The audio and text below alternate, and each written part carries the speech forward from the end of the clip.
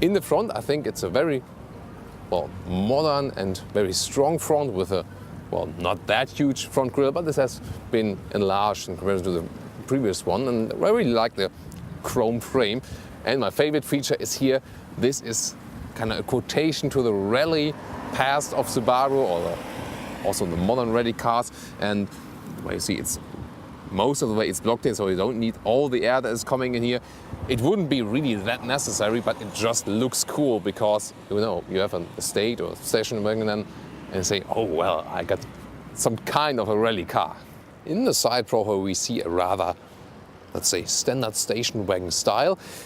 Beginning with a comfort trim level, that's the middle trim level. We also got 18-inch alloys and with a two-color scheme, I think very beautiful and also sporty as for this car. You see, as we continue to the rear part, the chrome frame is just as a lower part. I'm not sure, I would have made the chrome one all the way around and would have been more beautiful in my case. And the rear is, you know, rather has this round style, and I'm not sure if they were really decisive with the rear lights. It looks a little bit mixed up from design, a little bit not calm enough as from my perspective. What I really like are that you got two massive exhaust pipes at the lower part, and that looks already very sporty and kind of some fake carbon style here in the detail, but that's of course just plain plastic.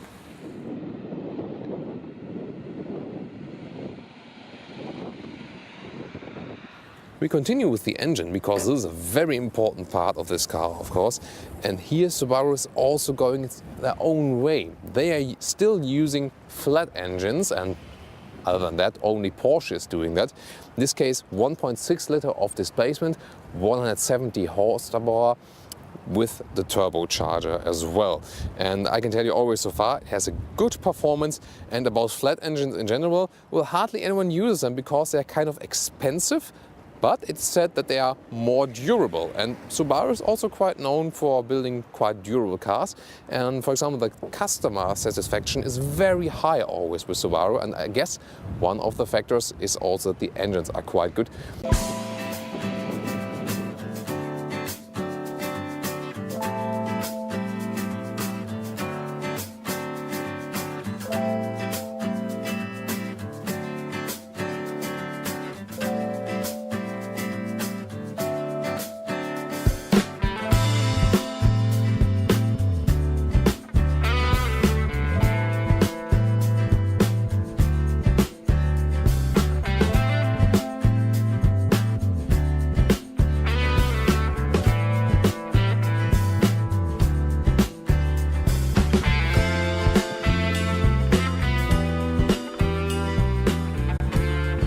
And then here on the inside, well, we don't have anything at the top, but at the lower front part we have some space, for example, for a garage beeper.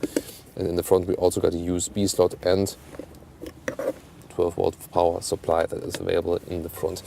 Middle console here for two beverage holders, kind of standard, and one slim case, for example, for a mobile phone you can put right in there. And then the middle armrest, you can put that one up. It also feels quite solid, I like that. And you got some space in here on the inside. And there's also two USB slots actually possible, and 12-volt power supply as well. Taking a look at the instruments, when I turn on the ignition, you see they're rather classic analog style, and we got a digital screen on the middle part, and I don't really get why they have split all the screens. I can show you quite soon, because you have the one on the inside there, then you have the second one at the top of the dashboard. There you see it says 10 liters of super fuel on 1 kilometers right now, and you also can see the climate mode and the temperature function there, and you can control it right here. And then you have the central big screen. And there you see you have kind of three, an instrument screen, this one above, and then that one a little bit confusing to me, I think. By the way, those ones are not real buttons, so it's kind of like glass buttons, let's call it. It's like what is quite good that we don't have cheap rubber just around the knobs here for separate vents, for example, vents here and temperature here. This one feels good also, as you hear it, makes a good impression. So this is maybe one of the better parts of this interior for sure. In the steering wheel, I really like that. You see, it has a sporty form where the sides are a little bit flatter and all the ending and the lower part is flatter. Really liked it. Now let's move on to the rear side. Are you on the rear side? Actually, almost 90 degrees opening here. That is quite good. Got the seat as a tall driver would be driving. And you see knee space. Still got enough knee space. That's pretty much fine. And overall, I think, well, it is definitely not the longest car in the midsize segment. And considering with that, we have reasonable space here in the rear. And also the rear here, that can be actually a problem because, you know, you feel like you're falling asleep. But then, if you think about that, there's a lever here.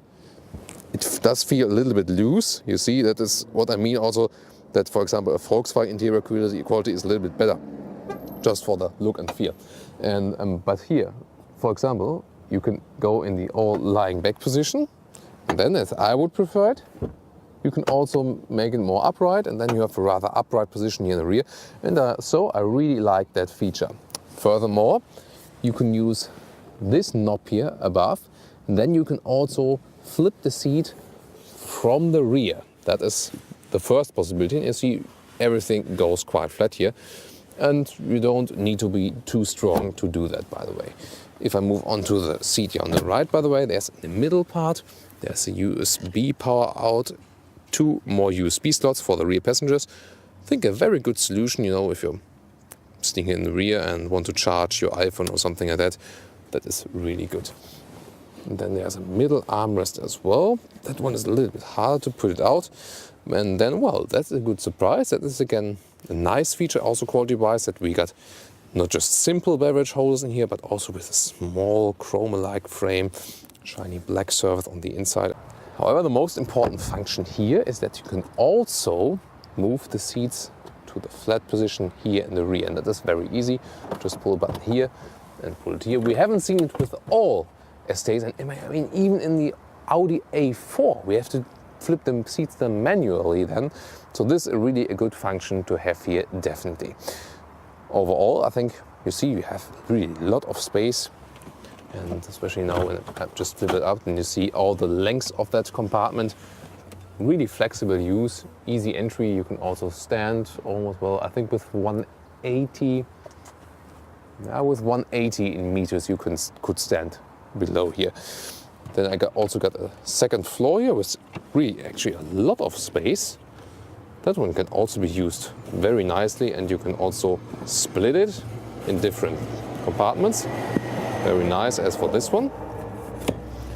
And also second smaller space right here that is for all the emergency equipment, for example. And then if you look at the right or left side, here I've got a sample at the left side or the right side. There's also a small net where you can hide some smaller things.